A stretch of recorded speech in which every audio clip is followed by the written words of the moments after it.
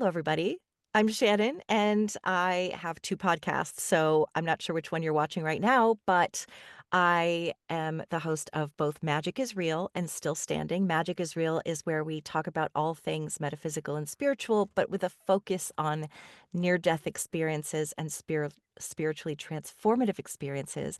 My new podcast, if you don't mind subscribing, if you're watching Magic is Real, is Still Standing, the podcast where we talk about I interview people who have had extraordinary challenges and they are healing and coming out on the other side, not just having survived, but even thriving. So I was introduced to this beautiful woman here. This is Taylor Coffman, who has a story that incorporates both. So I'm going to post this on both podcasts.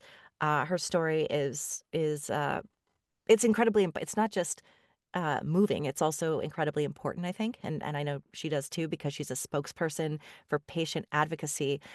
Taylor is an actor, a writer, a playwright, a screenwriter, and also a podcaster and a spokesperson. And a mom and a wife. And she had an intensely harrowing health crisis during the birth of her gorgeous little baby girl. So Taylor's here to talk about that, but also Taylor happened to have also had a near-death experience during this whole ordeal. So we're going to talk about both. Taylor, thank you so much for joining me. It means so much to have you here. Thank you. Thank you. I wouldn't be surprised if this happens often that you end up having guests that feel like Yes. they fit in both because I think when you kind of go through these incredible like mind-boggling experiences, they feed each other, right? The idea that like I at least for me, I feel like I was sort of sent back with like a new assignment and Yep. and So you many know people. that's how you come out the other side and with a newfound purpose for sure. Absolutely. And all of the near-death experiencers that I interview have stories of how did I survive? How did I come out of this experience and how did it change me? So I have had that before where I'm like, I don't know which one to put you on. So yeah, so why don't you just start wherever you want to? You can talk about yourself or any place you're comfortable starting with how I don't know, all of this life began, like this whole life experience, Earth School began for you in terms of your spiritual journey and your healing journey. Yeah, well I sort of joke that I was living a very like I don't know how to put this very vanilla Honda Civic life before all of this. I was here in LA. My husband and I were ready to start a family, and I had a very, I would say like not, there was no flags in my pregnancy. It was a very sort of normal pregnancy. And then I went and gave birth, and it was an induction that a few days later they were like, well, she's not coming out the normal way. And so we went into a C-section situation because her little heart was showing some distress after 3 days of trying to be induced. And it really was sort of wild. I had the baby, she kind of, they emerged from you in a C-section situation. She was this like, blur of pink, on the other side of this curtain. And my husband, got to see her. We didn't know that whether we were having a boy or a girl. So it felt like this like eruption of celebration when they were like, when he was like, it's a girl, and it was really special. Still really, I think the one thing about a C-section is it is so not over for the patient or the mother, on the table. You're still kind of like open even when this birth is. So they're stitching me up and they're checking out the baby.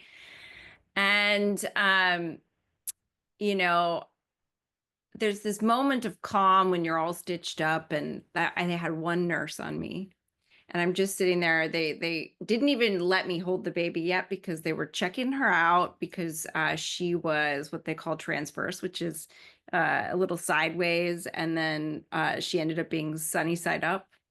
And so they were just making sure she was okay. And all I felt was very, very tired. And alarms started to go off. And I just remember the nurse being like, "Oh, they're very, very sensitive, just, relax, take it easy." And then she clicked them off, and then she went back to the computer, and then they just kept going off. And I just remember this moment of like her face turning to panic. And then this sort of like, for me, what was sort of a quiet moment became a rush of medical professionals. And it's sort of astounding. I think if anyone's watched The Pit, they may have seen this. They have this ability to scan from almost what looks like a phone. And this female doctor, was scanning over me, and they immediately were like, "We have to take her right back in." And my husband just, we had a moment to grab hands, and I said, "I love you." And then I was out for the count for a very long time. I didn't wake up from anesthesia at one point, literally, like on my chart, it was like no brain reflex. And it was incredibly scary, like in the sense that, even my doctor had to take off days after trying to save me. But luckily, they were able to stop what was a hemorrhaging, but they couldn't figure out from where. And it was like this constant, not sure what's going on situation. Um, and it turned out, like, I'll jump to the other side of this, that I had basically triggered a rare disease. The birth of the baby triggered something called, and actually there's some debate about the name, so I'm gonna flood it with you, but hold on tight. Atypical hemolytic uremic syndrome. It's also known as complement-mediated thrombotic microangiopathy. But essentially what that means is my part of my body called the complement system, which is like your immune system's BFF, uh, was triggered in such a way that it started to attack my own cells. And that caused both low platelets, which means you'll have bleeding, and what's called micro angiopathy, which is tiny, tiny blood clots. And I had blood clots all over my kidneys, in my heart, in my lungs, all over my pelvis. And it was a bad situation. Kidney failure, heart failure. I was in and out of the ICU for about 5 weeks, and it was an incredible just fight for my life. Luckily, I was in a great medical institution, and I got amazing care. It wasn't always easy, but I was lucky to wake up, and that's sort of the like Reader's Digest version. But in that, I had several sort of almost dying experiences, sort of near death realities. And at one point, um, especially in the first part, uh, I'll let you jump in if you have any questions. So I feel like I No, this I will when I have questions, but you're doing so great. Yeah, thank you. but yeah. So basically, in the first section of my care, I did not wake up from the anesthesia, and it was very, very scary. And I often say, like, I'll never know if it was a dream or not. Like, there was this sense at one point, and it's the only way I can describe it to people, is it felt like I was like, if you were in a busy airport and you were to close your eyes, that feeling of like people coming and going and activity, that like sort of rush of movement. And it really felt like people coming and going. That's all I can say. It just felt like I was in an airport. Like, that's the best way I could describe it. And I remember at one point, it was like I was in an airport that was also the hospital. And I was sitting outside myself, and I remember seeing myself on the table with the doctors all around me working on me, and I just knew that it was gonna be a while. Like, I wasn't panicked, I wasn't, like, scared at all. I was just like it's like I knew that everything was gonna be okay, and I remember having this thought that I have wished that I had had my cell phone so I could tell my husband that it was gonna be a while. And, it was just such a strange, like, just I don't wanna say it was, like, emotionally detached, but I was not, like, worried for myself. I was more worried about Zach being worried, my husband. Yeah. Um, and what's so kind of strange about it is I was at one point back in my body, but I could not move. I was paralyzed sort of inside my body, except for my toes. Like I could move my toes. I could hear the medical professionals. It was like sort of just being trapped in my body, which sounds like the scariest thing on earth. Yeah. But I was very, very calm. Like I was just infused with this like calm. And even though I was like there were moments of frustration and like not knowing, I was just stuck in the unknown, but I was never like as scared as anyone thinks they would be scared in a situation where they're trapped in their body and they can't move and they can't open their eyes, but they can hear everything. Like it was just this strange um peace. It was a strange peace that everything was going to be okay. And I did wake up and I did meet my baby about 4 days after having her.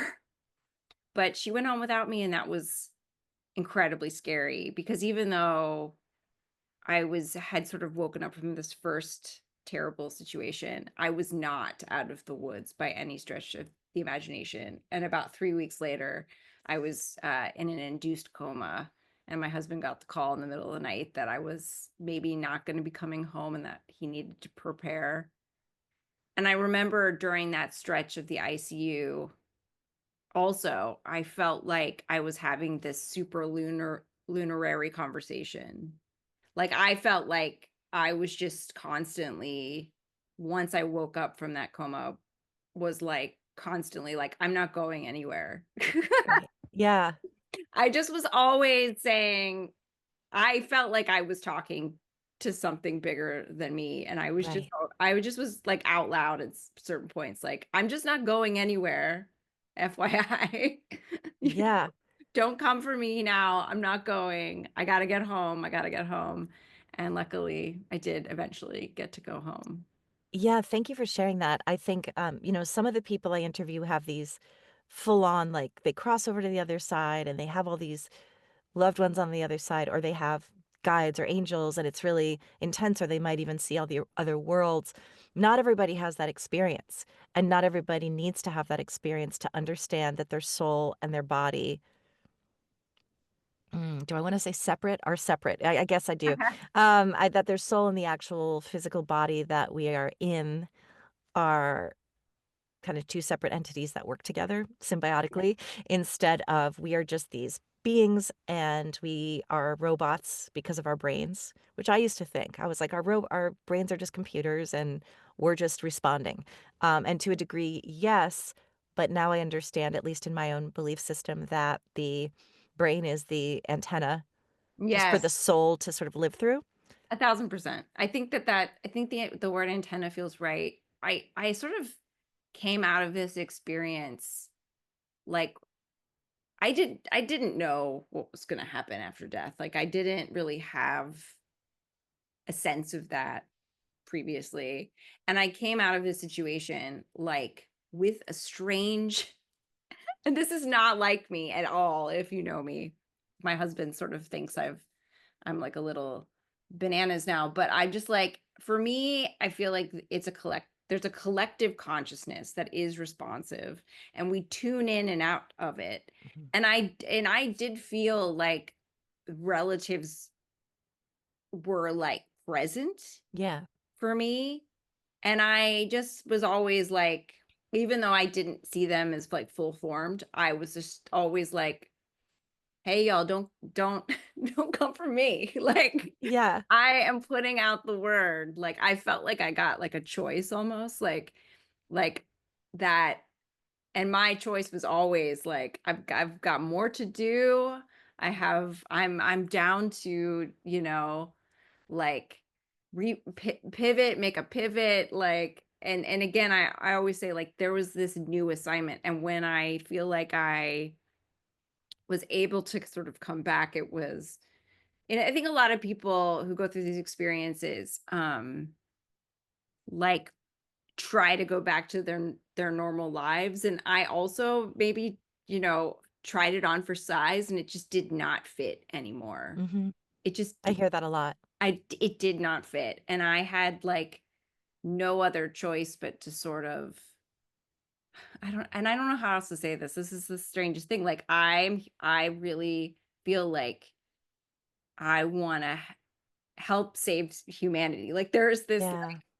gigantic amount of love that I feel, and despite my frustrations with certain humans, there is this insane amount of new compassion that I feel for us as like a entire, whether it's species, if it's just life in general. Like I'm not 100% sure, how it all fits together, but I just feel like we are so connected. I I just look at the world through a different lens now. Yep. Yeah, I know, I really appreciate that. I think I know that you were already a loving, caring person. I feel that from you. I don't doubt that you were before this happened, and then we'll go into kind of the because I know that's just sort of the beginning.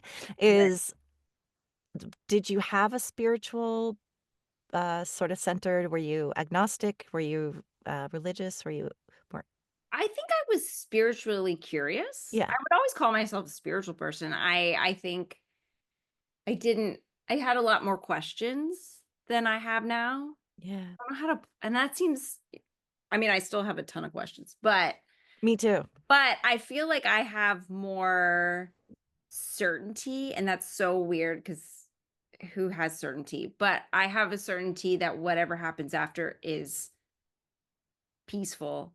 It's connected. You don't I think I was always afraid that you just died and that was it and you went to a void and you are who you are, and I always was really like intrigued by these stories of, you know, ghosts or reincarnation or things like that. Mhm. Like I dug into that, but did I fully believe it? I really wasn't sure. And now I'm like, oh, it's a there's a huge, we are so tethered to each other. We are absolutely bigger than this. Uh we feel so alone as humans. Yeah, for sure. And we feel like that's how it always will be. And I think, sort of having this brush with mortality, um, kind of gave me this strange confidence that I did not have before about, um, that something does exist Mhm. beyond this sort of what we can perceive. And although Yeah. I do think that there are people that do perceive it in a way that the rest of us can't. And I think we actually are tuned in to it way more than we are even aware of. And that was the piece that also kind of came through to me, because now I feel like, going back to your antenna, I feel it like it goes off for me. And there are certain states that I go into where I'm like, oh, my antenna is going off right now. Like this is all coming in, you know? Yeah, for sure, and that's what I teach as well, that we are all I mean, yeah, I say I'm a psychic medium, but so are you, so is everybody. It's not like I have some special gift that you don't have, it's just that I believe it. I know I'm aware of it. The Right. only difference is I'm aware of it and I know how to use it because I've practiced and studied how to use it and through evidence, that's why we call ourselves evidential psychic mediums. I've received enough evidence to know that this is for me very real because there's no way that how if that wasn't true, how would I know all the things that I know? How would I have these premonitions or how would I know names or how would I know how somebody passed or a memory that they shared if I wasn't there? And so it and look, do I still not even know for sure? Am I just tapping into some universal consciousness? But whatever it is, it comes also with feelings. So it's physical feelings. So it's not just, oh, I know this thing about you. It's also I get like full body tingles like I have them now. Every time I talk about it, I get like chills all the way down from my scalp to my down my legs, which is whatever that is. Call it spirit, call it God, call it your loved ones, ascended masters. There's something there and I know it. And I think in your experience, you didn't necessarily you didn't have to be told because in that moment of coma or the in Yeah. between, your soul remembered itself, I think. Like, Oh, so true. yeah. I think it was like I just was like downloaded. It got Mhm. downloaded. That's Yeah. the only way I can say it. And I have these memories, right? And these moments, but it was but the strangest part is, and this is all I can say to you, in the fact that like I have experienced very scary things. Very, very scary things. And the amount of calm I was given in some of these very scary moments. And I think, and I've since then heard this experience where like a lot of people who do pass, there is like this moment of calm and acceptance at the end. Like paramedics talk about this, that there's like when they're with people who pass, there is that moment. And then so it definitely made me not fear death. Yeah. But I would also say that now I feel all like alive as a person. Like my humanity still has a way of like seeping in that I always feel this urgency to like I just feel like okay, I was sent back, it wasn't my time. And but like then I go, "Oh, okay, well I better get on it. Mhm. Like I better like get to work." Right. And the thing is like you're Massive here. motivation to like Yeah, so work. many near-death experiencers say that, and yes, part of that is you're already doing your work just by being you, right? Just by loving and just by being like being the mom to your child, to the wife, to your husband, loving yourself, all those things. And yet you have sort of you didn't choose this, but you're now an advocate because you've been through this and you want to help other people. So, yeah, tell me about that after you got home. I know it was really difficult because you were not out of the woods. You still have this, as you said, it's a rare disease, rare chronic disease, and but we don't really know how rare it might be because Yeah. um and and then you got home and you weren't able to actually even hold your child or you're too sick. So I know this was like an incredibly long road and still probably is. So kind of yeah, tell me about that mission and what it is that you have Yeah. learned. Well, I mean, so when I got home, I still had, signs of the disease being active in my body. So that was scary. And then I also had failed kidneys. And so I was on dialysis about 9 months, and I became like, I mean, it's it's no joke to be like, "Oh, you are like a miracle." I was able to Yeah, get off of dialysis without a new kidney, and that's like 1 that's to 2%. crazy. Yeah. Now, because there are people that get acute kidney injury and then are able to get off dialysis, but usually that happens within a few days or a month or so. So I was like still not, my kidney was super damaged. And I mean, I'm even technically on the kidney list right now. There's like an asterisk next to my name that's like, don't give it to her yet, but they wanted to get me on it because you accrue time and all that stuff. And about 9 months later, my kidney, repaired enough that I was able to get off dialysis. And even 3 years later, my kidneys still show signs of like very, very slow, but steady improvement. And so now I definitely fall under the category of invisible illness. Mhm. Um, if you were to see me on the street, you would have no idea. I get, in fact, if the dog starts barking, $300,000 worth of infusion medication that lands on my door. And I take that every 8 weeks, and that lets me survive for another 8 weeks. And so this is like an ongoing process for me, but I feel like I've been afforded this amazing level of uh s- I don't know, survivorship, physical healing, and that also comes with a lot of like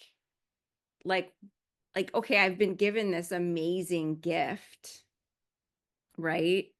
I mean, the amount of like system failure I had, like any one of the things could have killed me. I mean, just even that you had so many blood clots, how do they find them all to stop the or do they I know, I should know. I'm pretty No, no. medical nerdy, but then there's also I'm like, "Wait, so were the blood clots actually acute because of the birth process, or were they building up and then they were They hung discovered?" out for a while, Yeah, actually. And I this would is think. kind of the strangest part of it too. I had no idea. Like when I got home from the hospital, like I still had blood clots. Yeah. Like they were like, "Oh, you'll probably walk around with these blood clots for the next like 6 months." And you're just on blood thinners and they like slowly, slowly start to go away. Yeah. And but it is astounding, like the amount. I mean, I also had severe sepsis, I had pneumonia, I had I mean, hypoxia. sepsis alone is like I know. is I so was on, f is often very fatal. and I I didn't mean, even have like chill sepsis. I had severe sepsis. It's like oh, insane. I was on a ventilator 3 times. My lungs kept filling with fluid, and I mean, I was drowning myself with my own fluids. I was poisoning myself with my own toxins at one point. Uh, it's just like, it's hard to wrap your head around, especially if you see me, how yeah. bad I was. You look so beautiful and healthy, and it's like and I as a medium well, not as a medium, even as a human, but I mean, I just very when I see something like that, I also just know that you weren't meant to die, You know, and that's why you're like, "I was meant to do something." I mean, it's not yeah, a phrase I use, and this is the best I can say. My life previous to this, I had no purpose beyond my own ambition. mhm, so relatable.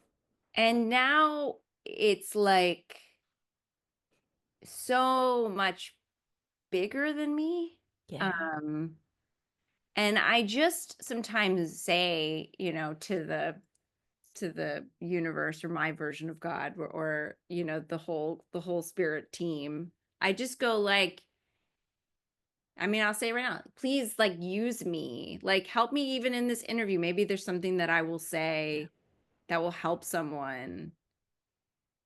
And the thing that I also try to tell people is like, the scariest things happen to me, like the things that everyone's trying to avoid. And it is also possible to face the scariest things and have everything be okay. And yeah, that is also true for me. Like, it's just it's hard to wrap your head around that, like the things we're all trying to stay away from, like, yeah, and there's a lot of reasons why I'm okay, right? Like, it's a good medical team, it's the communication that we all had between each other. I wrote this article about how when I woke up from that coma, I was newly infused with my voice. Like, I just was like, use your voice, girl. When I observed, issues between doctors or questions or things like that, I no longer was quiet. I was no longer passive. I became an active participant in my care. I was very involved from that point on, and, like, not afraid to just say what I needed to say. Yeah, yeah. It was just like I had no more F's to give. Like like and even now, like, and it's sometimes scary to be someone who just, I mean, I think, if I put it this way, like, I don't come from a place of harshness or negativity, but just authenticity, kindness, and insistence. And it's kind of Yeah. how I sort of view my newfound assertiveness. That it's, I speak truth, but I try to speak it in a way that I'm heard. But I also am respectful and kind, but I also am insistent.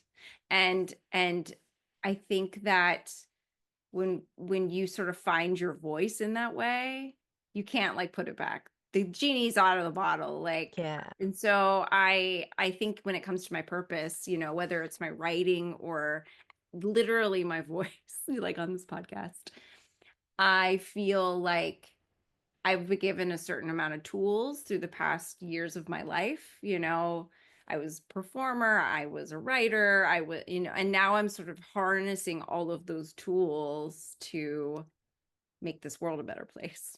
Yep. I love that too. Just I'm an actor too, and it's great to be able to some people actually have a really hard time speaking in front of people.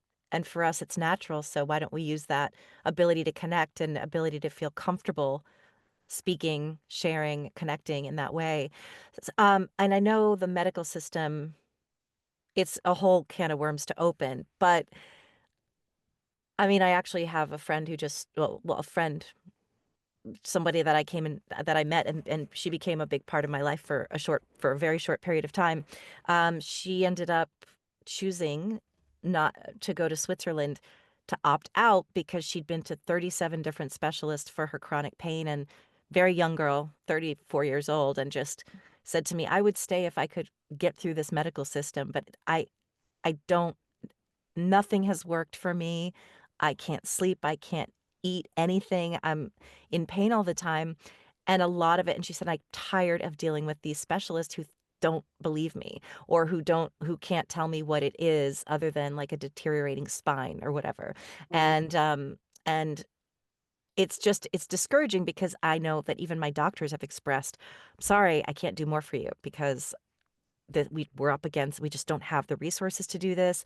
We believe you, but we can't really do anything. And in my case, it wasn't anything life threatening, but I've had chronic illness and going through the HMO system, they treated me completely wrongly. I don't know if that's a word, but incorrectly for what I actually had, which was a gut disorder, which Right. was not fatal, but affected my ability to do voiceover. It affected because I had such bad reflux. Yeah. Um, and they just kept giving me medication, which was making the whole thing worse and killing all the good bacteria. And long story, you've been through this kind of stuff. It just, I, when I tried to speak up, I was told, ma'am, like, you need to do what we're telling you to do. This is all we can do. And it can be very frustrating. So and I know that you've had excellent care. I think you're with Cedars, right? Is that, yeah, they're Yeah. great. I've had good experiences when I've had the right health insurance to see them. And so I would love to hear kind of what your experience has been and how do you advocate when even sometimes they're just like, look, we know better. And but in your case, it's a rare thing. So maybe that's not how they respond. Yeah. Well, I think, look, even in rare things, I get told we Yeah. know better. But I will say this. I I have tactics. I Yeah. have tactics that I use. I I do respect their schooling and their expertise. They do know a lot. Very true. But I'm also an expert. I'm an Yep. expert on me. Yep. And sometimes you kind of have to speak their language. They're scientists. Yeah. They're scientists. So sometimes, and this is what I sort of nudge people into doing, approach it like a scientist. Write it all down, create law. Like, even though this is more work on our side, there's something that triggers in them like, oh, this person isn't looking with this as an emotional thing. These people, this one's looking at it with organization, sort of taking out uh like stress or by, because I often say too, like, I can be stressed and right about what's going on in my body, but there is bias, and doctors have a ton of unconscious bias, right? Yeah. And what I always say to folks is to try and talk around that bias, give them facts about your situation. um but also, like, we're always trying to appeal to someone to get past their bias. So that's where, like, our storytelling skills often also help, like, to get them on our side, to see what is what is the, like, impact of this story. Like, if you don't work, if this is affecting you and you don't work, what is the impact of that on your life? This isn't just a small thing, right? There's showing them the, like, these are the facts, this is the impact, this is the immediacy that I need. And just trying to get them to sort of put away this, like, oh, I've done everything I can, there's nothing I should do. Yeah. And I know the HMO, it was in our household, we have 3 different health insurances between us. My husband's on an HMO, my kid is on Medi-Cal, and I'm on a PPO because my care is so expensive. And we've reached this approach with my doctors at this point where a lot of them will follow me no matter what medicine I have or what insurance I have, because they know, like, as a patient, I I follow through with my care. If we decide on a step forward, I'm going to follow it to the T, but we decide on it together. We talk about all those options. And I know that it can be really hard. Yeah. I've had doctors where I've been like, I'm not going to be seeing you again. Like, we don't work. Like, you're not working with me, you Yeah. know? And, and, and that can be really hard in the HMO system. Absolutely.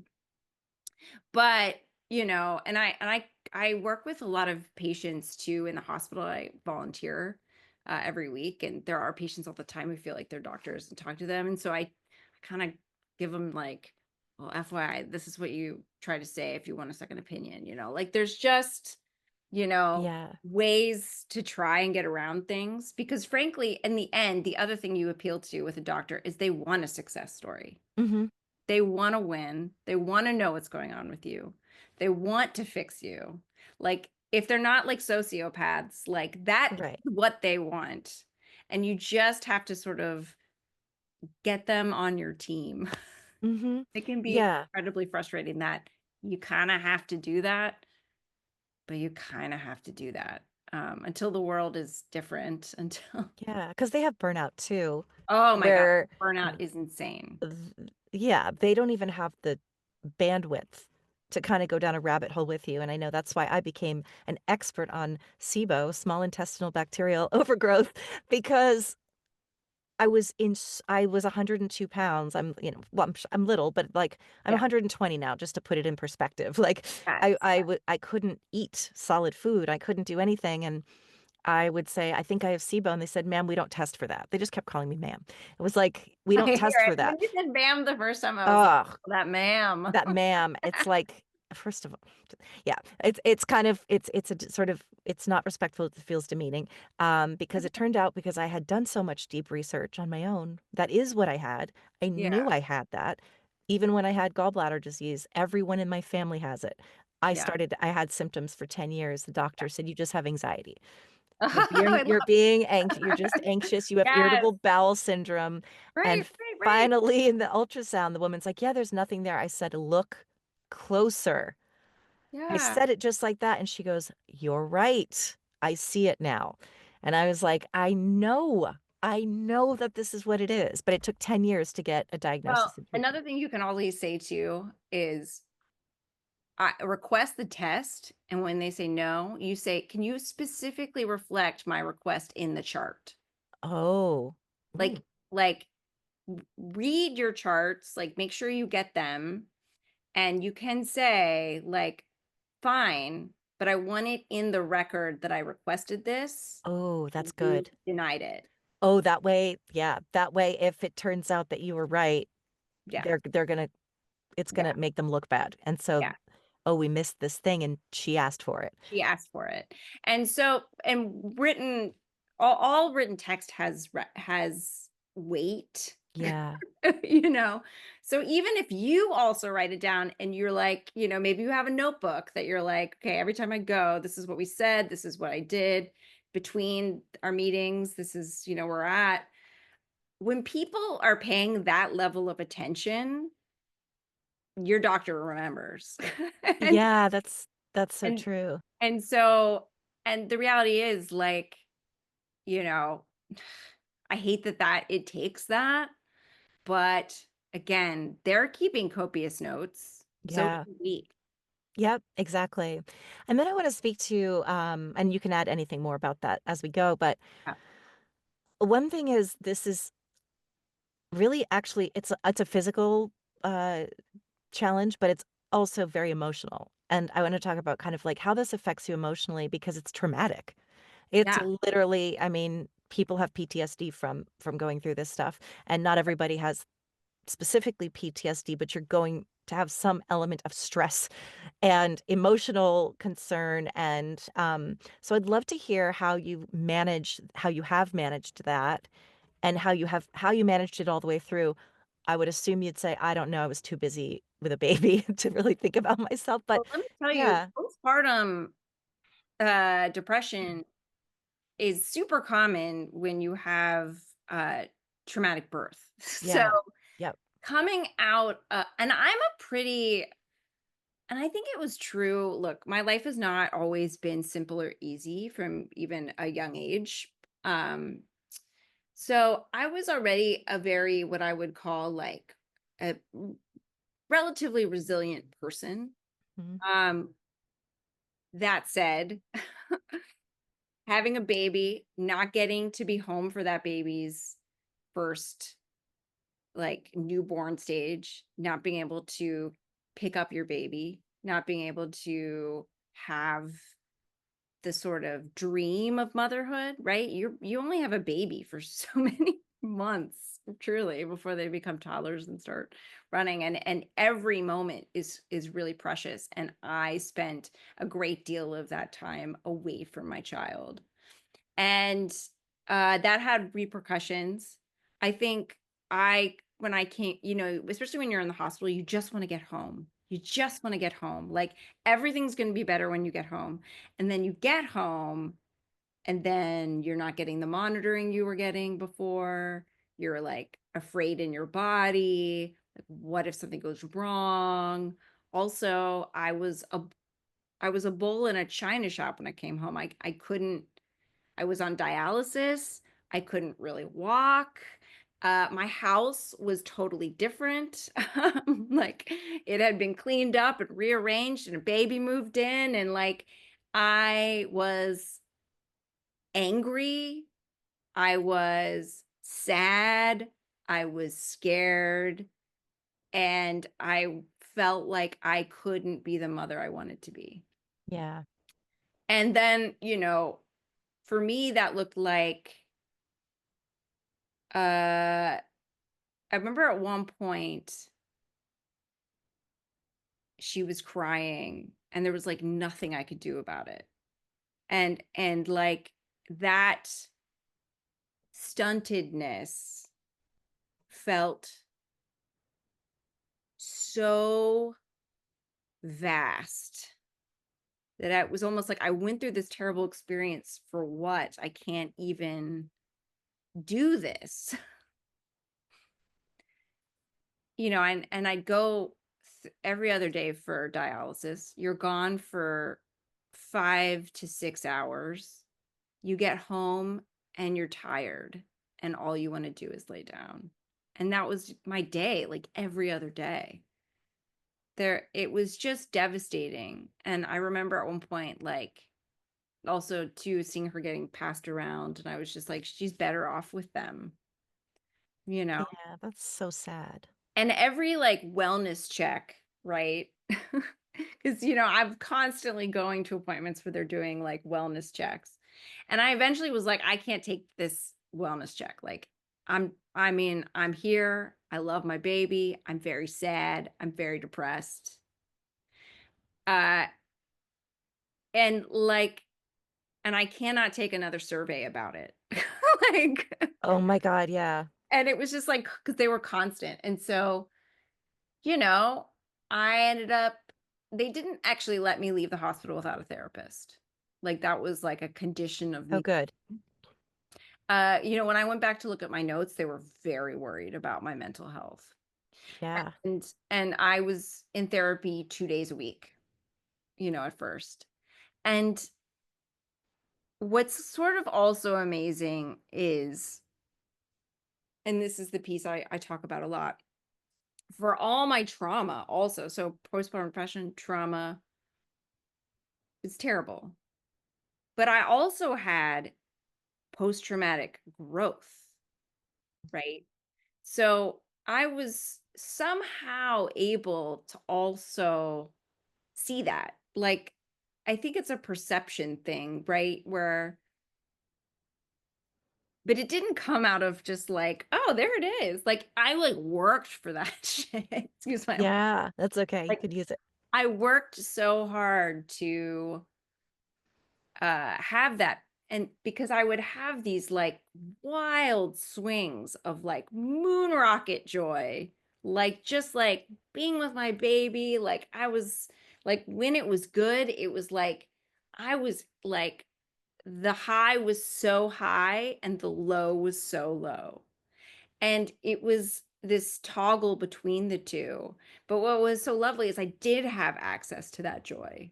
So it was like bananas, I'd go to the beach with my baby and it would just be like, this is amazing. And then I'd go back to dialysis and cry, and it was like, but but I think what came out of that eventually was this sort of understanding with like that being resilient, being brave is not just about feeling good or feeling okay. It's also about feeling like terrible and knowing that it's a wave and it will pass and then I'll feel good again. And that's also a wave too, right? I'm going to ride that wave as long as I can and then I'll be sad again and then I'll be riding another wave. Like it's just wave upon wave upon wave. And that has continued for me, this wave upon wave. And I go, you know what? Like last Friday, I was just like bummed out. The world was hard last Friday. Like I was sad for others, I was sad for myself. And I just go like, this is the wave today. This is the wave today. But I know that wave ends for me. And I kind of have this newfound acceptance that we're not supposed to be happy all the time. The human experience isn't, it's not like anchored in joy. It's anchored in love.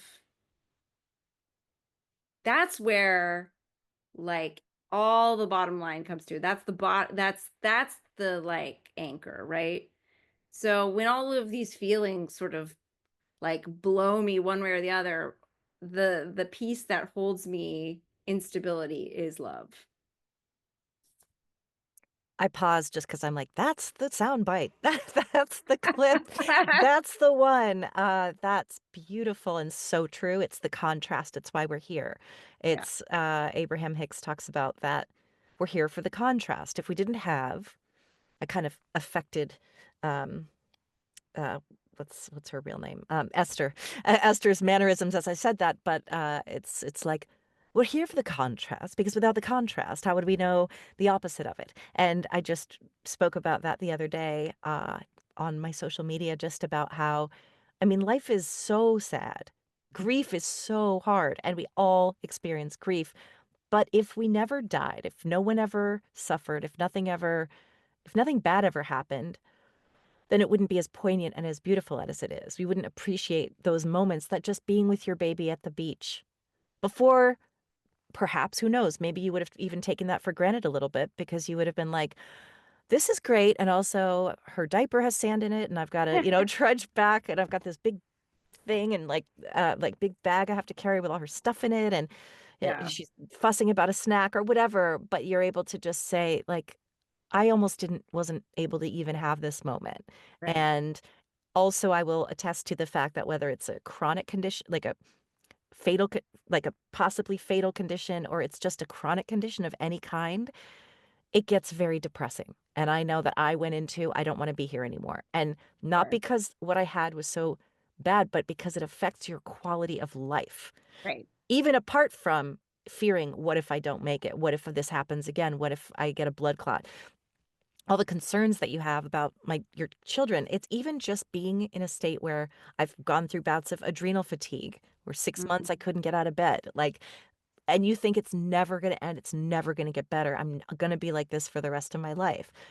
How do you kind of, I guess, just cope with that depression when it arises? And maybe it's just that you feel it, which is totally fine. Like you just said, I mean, I yeah. do, and I do. I mean, I look, I'm on 100 milligrams of Zoloft. Yep.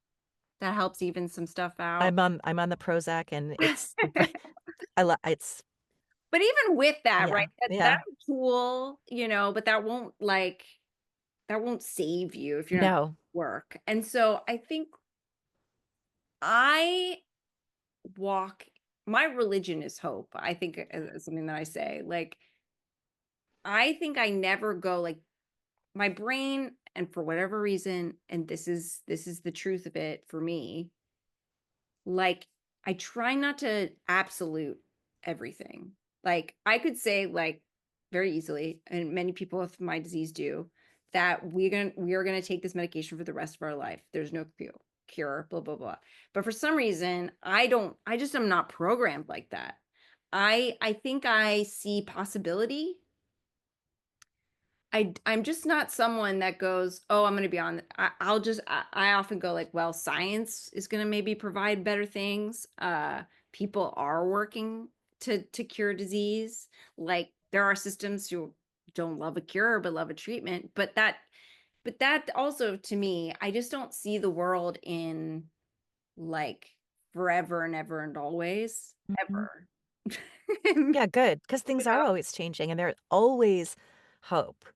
Yeah. And I always feel like I know I'm a little bit of a Pollyanna and easy for me to say when, it's easy for you to say when you're not the one experiencing it.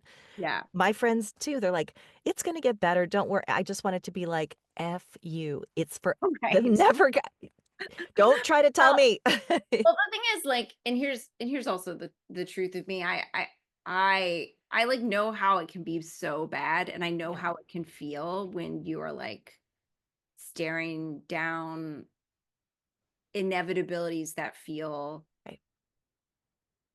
so hard. I mean, I know how that feels. And I never say like, well, don't feel that feeling. Like those are all like real and true and valid and all possibilities are real and true and valid. Life is incredibly unfair. But for as many bad things that happen, good things happen too. And I think we just have to allow the door to be open to that because I think it helps us with our point of view about almost anything. I mean, I think those negativity biases we are programmed from like caveman age to have a negativity bias. It helped us survive as a species, right? So our brains are kind of always wired to kind of look for like the negative. And the thing that I try to always do for myself is go like, okay, well, it's easy for me to see that. Like that my brain will send me to the negative very easily, and it takes work to do the other. Yeah. But it doesn't make the other not true. And just knowing that that exists for me gives me an immense amount of power and hope. That is inspiring. I appreciate what you said. I do, yes. It's not a but, it's an and. So, Yeah. yes, this horrible thing happened or is still happening to you or to someone you know. And it's not but, there's this. It's Right. and grief can exist simultaneously. Like my very close friend who lost her baby at 5 days old and wasn't going to have more children after that baby Right. and ended up with 2 beautiful, healthy babies. Oh, give me chills. Rainbow ba I know, rainbow I did Ugh, too.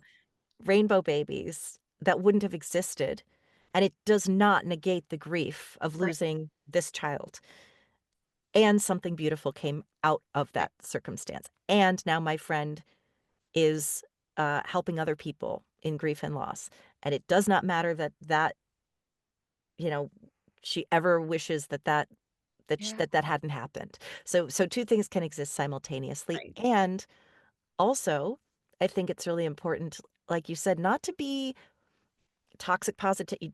No. No toxic positivity, but I was told that I would never work in voiceover again. Your voice is just gonna be ruined forever because of SIBO. It caused vocal cord dysfunction, which led to a secondary condition of tension, and she said, "Yeah, you're just never gonna work again." And, my amazing voice doctor, Dr. Gupta at Cedar-Sinai, who I love, I think said, my husband sees Dr. Gupta actually. "She's it's a woman if it's the voice." Oh, yeah, he probably does because he's a musician. Mhm. She Yes. is the best voice doctor. I have to shout her out, and she went to that woman and said, "Don't you ever tell my client what they won't do ever again." It happened to the voice coach. It did happen to her, who she was a songwriter and lost hers, but she was telling that planted in my mind, "I'm never gonna work again." Right. That's not true. I am healed. And again, it's not as insurmountable a thing as, like a DNA related condition, but it's also I don't wanna say try to stay positive, but also consider what if I do get better? I think another thing I often say is like life is deeply unfair, Yes. right? Like that is true, but good things still happen. Yes. And and and I think I'm just accepting of all of the possibilities Mm, because uh it's like when like the joy people have access to, it might be just a glimmer. Like it might be that delicious cup of coffee in a really rough time. But it's also like going back to the tune in. Like I do think like when I'm having those bad days, like I know it's just like just a lot of static on that channel, but yeah. like I'm gonna get up tomorrow and that channel may be way clearer. And Mhm. it is a tune in for me. Um, am I still frustrated with the world? Yes, absolutely. Do I get like so mad at in particular certain humans in this world? Yes. Absolutely. But I'm also like I wouldn't be spending so much time trying to save humanity if I didn't ultimately believe in our capability to love and grow and evolve. I again, it's all true. It's all true. And I think we all are sort of, I sometimes wonder like, and I think a lot about this, like, what is the point? Like, what is the point of all this? I was even saying last night, like, what is the point? Like, Yeah. and why is love this like fuel for me and for so many? Like, what is that? And I still am like, again, not sure. But if we don't we've sort of evolved to realize like if we take care of each other, like things get better. Like and kindness feels good. And I do think, however slow, we are evolving to realize that if we are connected to each other, if we take care of each other, if we help each other, we all win in a way that there are still people who don't believe that, you I know. know. It's I really want to shake unfortunate. those people. Yeah. you know, I I watched this thing yesterday, which I thought was genius. And there's some magic cheer show where they were saying like when you're mad at someone, tell it to the trees, and then nature will help take care of it. But I was like, instead of like saying like people I'm mad at to the trees, I'm just gonna tell the trees like the people I want to wake up. Yes, I know. I keep saying that about the people that are truly I don't know if I believe that I don't believe that souls are evil. I believe that Yeah. people do heinous evil things because of trauma, indoctrination, all kinds of things, and I always just pray, let them have a near-death experience. Let them be awakened and let them Sometimes that even doesn't work, it but doesn't exactly. I'm like, could there be a chance that this person could actually change? But, again, it's a contrast. We have to have the dark to appreciate the light. So, Taylor Coffman, I thank you so much for being here with me. And I will share all of Taylor's links below to articles, not TED Talk. I know. Give me a TED Talk. I hope Give me that's a, yes, it was time. Oh, talks. It was the moth I'm a huge fan of the moth storytelling hour.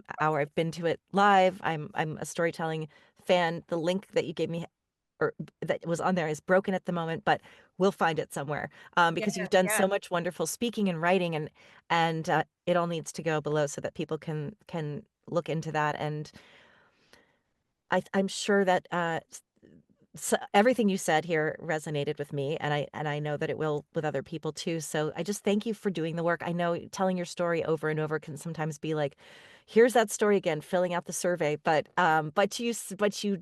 you told it again with such warmth and in the hopes of serving others. I Uh, think, I'm yeah, also tell it maybe different every time because I'm yeah. Ooh, no, like I'm not telling that story a year ago, 2 years ago. Like I'm just different every time. But it's, I think my therapist sometimes goes like, "Oh, does it ever become like just a story you tell?" And I'm still like, and actually the further I get away from it, the bigger I sort of look back on myself in that story with like even greater awe. Like sometimes it all feels like a dream now, like that time. And it's just like I think we all need to feel a little in awe of our own selves sometimes. yes. We've all been through things that are really, really hard. And then now here you are on a podcast. Like it's just Yes, and who knew? I mean, who knew I'd ever be a medium? When I lost my voice, I was like, "My life's over, there's nothing more." And that's when I spiritually woke up. I kept yeah. saying, "Why did I lose my voice? This is what I do. I'm an actor. This is all I've ever wanted to do and work towards, and I'm finally doing it."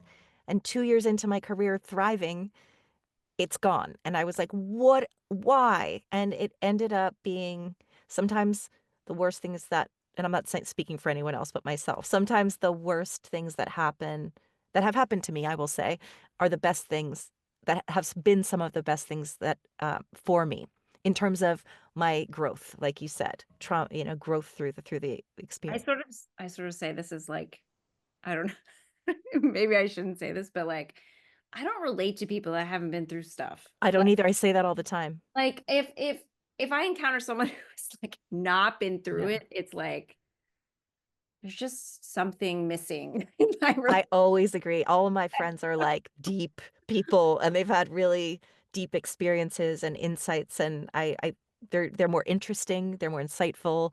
I'm sure we've all been through something, but the people who are able to access that and to Yeah. also even just communicate it the way that you have, which is like and to see the profundity of it all and see how and just kind of look deeper than just the surface and not like, oh, I grew up going to boarding school, and then I went to college, and then I became a lawyer, and then I got married, and then I'm not saying there's anything wrong with that. It's just for me, I resonate more with people that are like, "Oh, I was homeless for a little while, and Yeah. I've been through something really, really Yeah. intense." And I that's why I started a podcast, because people like you inspire me, but also my mission is to inspire others. As anything we've been through, we may as well use Yeah. it to help other people. I'm a recovering sex and love addict. I've um, lost my voice, not the end of the world, but to me it was. Yeah, And of just course. all of these things where I now talk to other actors, I teach actors voiceover, but I say don't jump to how do I get a role? It's like, are you doing vocal?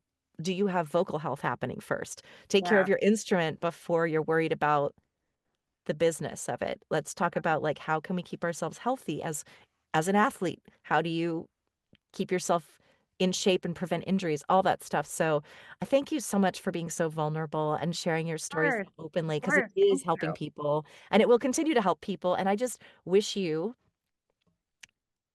just continued healing, continued like just joy in your life. And I know it's not always going to be perfect, but life is beautiful, and you've got this beautiful family and people that love you so much. And I'm glad to see you. Like I said, no one would know, Oh, but it's I'm been a so while. grateful for A while. medicine, Oh my God. um, I'm so keeping you grateful here. for science and medicine and magic. And Me too. and the only thing I will say is please I feel like the voices of my agents in my mind being like, please come follow me on my Substack and Instagram. I'll follow you back. Yes, I'm, same. we're trying to get my book sold right now. And so Yes, speak it out loud just in case anyone's visually impaired.